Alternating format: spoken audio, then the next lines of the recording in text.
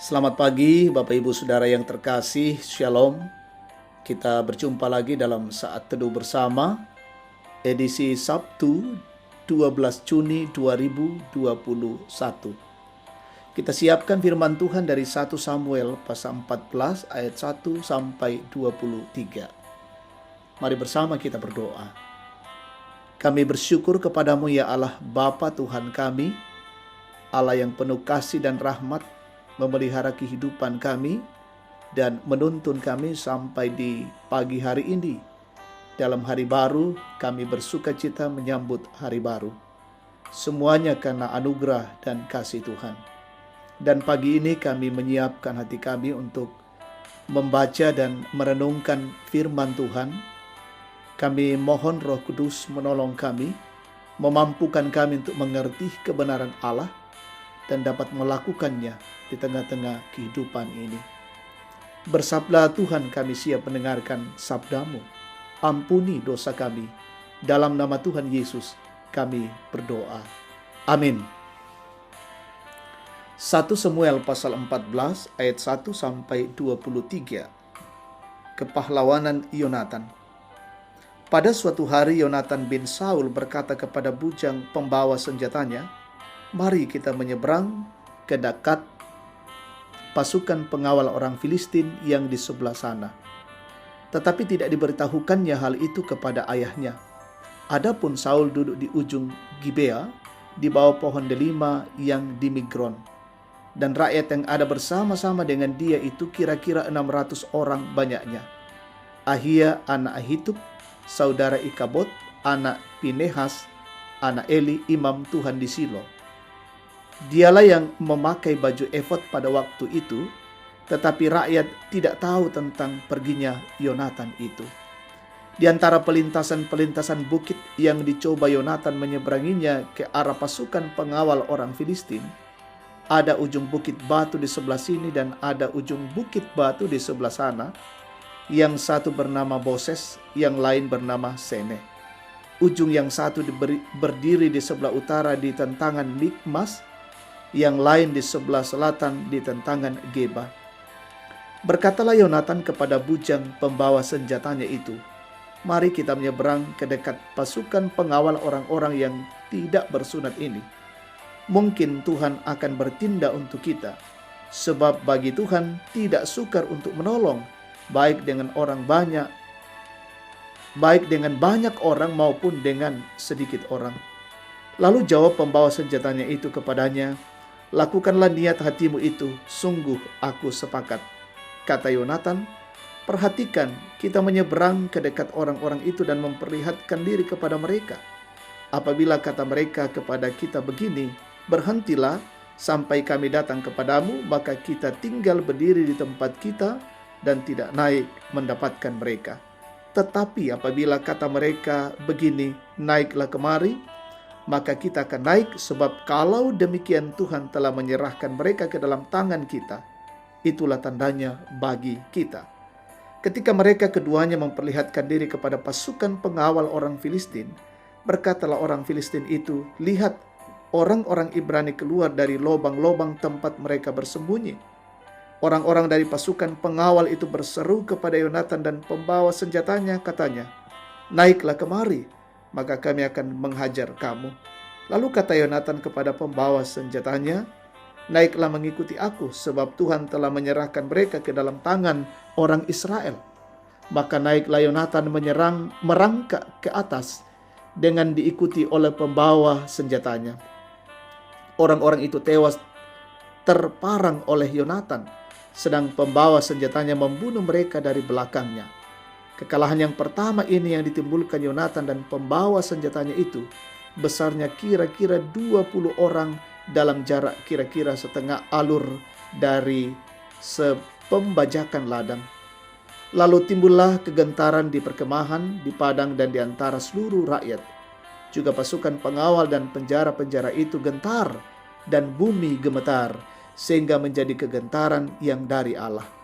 Ketika peninjau-peninjau Saul di Gibea Benyamin melihat hal itu, dan sesungguhnya orang ramai seperti ombak berjalan ke sana kemari, Berkatalah Saul kepada tentara yang bersama-sama dengan dia itu, "Periksalah barisan dan lihatlah siapa yang pergi daripada kita." Mereka memeriksa barisan dan ternyata Yonatan dan pembawa senjatanya tidak ada. Lalu kata Saul kepada Ahia, "Bawalah baju efod kemari," karena pada waktu itu dialah yang memakai baju efod di antara orang Israel. Tetapi sedang Saul berbicara kepada imam itu, maka kian lama kian bertambahlah keributan di perkemahan orang Filistin, sehingga Saul berkata pula kepada imam itu, "Biarlah." Kemudian berkumpullah Saul dan seluruh rakyat yang bersama-sama dengan dia itu. Dan ketika mereka sampai ke tempat pertempuran, tampaklah setiap orang menikam temannya dengan pedang, suatu huru-hara yang sangat besar. Lagi pula orang-orang Ibrani yang telah lama tinggal pada orang Filistin dan yang telah ikut maju dalam tentara mereka juga berbalik untuk bergabung dengan orang-orang Israel yang ada bersama-sama dengan Saul dan Yonatan. Bahkan ketika semua orang Israel yang telah bersembunyi di pegunungan Efraim mendengar bahwa orang Filistin telah lari, orang-orang itu pun bergabung dengan mereka dalam pertempuran. Demikianlah Tuhan menyelamatkan orang Israel pada hari itu. Pertempuran itu meluas sampai lewat Bet Awen. Demikian firman Tuhan. Amin. Ketika Tuhan di pihak kita, tema kita saat ini. Ibu bapak saudara yang terkasih, pernahkah saudara tertekan, merasa dikepung oleh musuh dan sedang menghadapi masalah yang berat? Saudara merasa terintimidasi oleh rumitnya masalah, beratnya tekanan hidup. Beranikah saudara keluar dan bertindak dengan mengeluarkan kemampuan terbaik untuk keluar dari tekanan itu? Kisah kepahlawanan Yonatan adalah sebuah kisah yang menjawab pertanyaan-pertanyaan di atas. Tertekan di Geba Benyamin karena kepungan musuh membuat Yonatan keluar bersama dengan bujang pembawa senjatanya. Ia keluar diam-diam sebagai bentuk kesadaran diri bahwa ia tidak punya otoritas untuk memimpin orang Israel ke medan pertempuran dalam jumlah yang besar. Yonatan bertindak dengan keyakinan tidak ada yang sulit bagi Tuhan jika ia bertindak, bukan pada banyak atau sedikitnya orang. Yonatan bertindak tidak menurut kemauannya, tapi seturut dengan apa yang Tuhan inginkan dan tunjukkan kepadanya. Tuhan bertindak, ia turun tangan menolong Yonatan dalam peperangan itu. 1 orang 20 orang dikalahkan hingga huru-hara terjadi di perkemahan orang Filistin.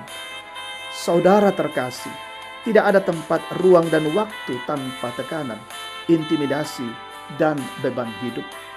Bertindak dengan iman diperlukan untuk menghadapi dan keluar dari tekanan-tekanan seperti itu. Betapa pentingnya percaya akan otoritas dan kemahakuasaan Tuhan bertindak dalam diri siapapun. Boleh saja kita sendirian, tidak punya apa-apa, bukan siapa-siapa, tapi jika Tuhan bertindak, tidak ada yang bisa menghalanginya. Roma 8 ayat 31. Sebab itu apakah yang akan kita katakan tentang semuanya itu? Jika Allah di pihak kita, siapakah yang akan melawan kita? Terpujilah Tuhan. Amin. Mari kita naikkan syafaat, kita berdoa. Betapa kami bersyukur untuk kasih Tuhan, untuk kebenaran firman Tuhan yang boleh kami dengarkan pada pagi hari ini. Kami meyakini bahwa setiap perjalanan hidup ini di dalamnya Tuhan bertindak. Tidak ada sesuatu apapun yang bisa menghalangi kuasa kasih dan pekerjaan-pekerjaan Allah itu. Dan bila kami selalu tunduk kepada kuasa dan kasih Tuhan, kami akan berjalan dalam perjalanan hidup hari ini. Kami mohon perlindungan dan kasih Tuhan. Kami berjalan dalam bingkai kasih Allah, dalam berbagai tugas-tugas kami, kewajiban dan tanggung jawab. Kami meyakini bahwa setiap perjalanan hidup kami di dalam penyertaan dan kasih Tuhan. Berkati seluruh keluarga kami dimanapun berada, berkati seluruh umat Tuhan jemaat-Mu. Mungkin ada yang sakit Tuhan sembuhkan, yang berduka Tuhan hiburkan, yang mengalami pergumulan-pergumulan hidup, pergumulan keluarga, pekerjaan, Tuhan topang dengan baik. Yang mengalami sukacita karena pertambahan usia, Tuhan sempurnakan sukacita mereka. Orang tua kami di masa tua selalu dipeliharakan dengan baik. Saudara-saudara kami yang berjuang dalam pendidikan, Tuhan berkati mereka tetap sehat semua. Berkati pemerintah, bangsa dan negara kami melakukan setiap program demi untuk keamanan, demi untuk kesejahteraan bangsa dan negara ini. Berkati semua yang bertugas menangani COVID, biarlah semuanya boleh melakukan yang terbaik dan wabah ini boleh berlalu dari kehidupan kami. Kami mohon juga Tuhan senantiasa menjaga dan melingkupi kehidupan kami. Inilah syukur dan doa kami bersama, kami naikkan kepadamu di dalam nama Tuhan Yesus, Tuhan dan Juru Selamat. Amin. Demikian saat teduh kita bersama, Tuhan memberkati, selamat pagi dan shalom.